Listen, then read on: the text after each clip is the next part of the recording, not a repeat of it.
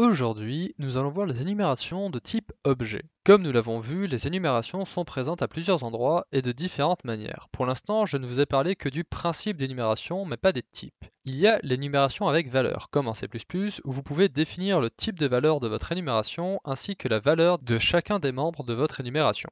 Si vous faites une énumération de type entier, vous pourrez affecter toute valeur entre moins 2 milliards et quelques à plus 2 milliards et quelques à chaque membre de votre énumération. Vous pouvez avoir plusieurs membres possédant la même valeur et dans ce cas, l'interaction dépendra du langage. Il y a l'énumération de base, qui existe dans certains langages qui consiste juste en un ensemble de membres. Ce type est le même que le précédent, sauf que vous n'êtes pas libre de choisir par vous-même. L'ordinateur s'en chargera. Et enfin, il y a les énumérations d'objets comme en Java.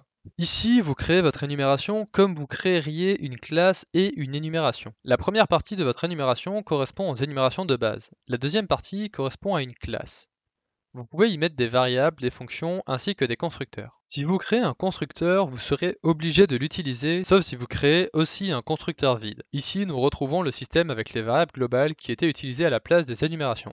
Sauf que nous utilisons une classe qui ne possède que des constructeurs privés, qui ne peuvent donc être utilisés que par la classe elle-même. Il n'y a pas de réelle différence entre une énumération de ce type et une classe de base, ou du moins d'un point de vue machine. En revanche, d'un point de vue développeur, vous bénéficiez des avantages de l'énumération ainsi que des avantages des objets. Sur ce, j'espère que cette vidéo vous a plu, si c'est le cas, n'hésitez pas à vous abonner, et je vous dis à demain.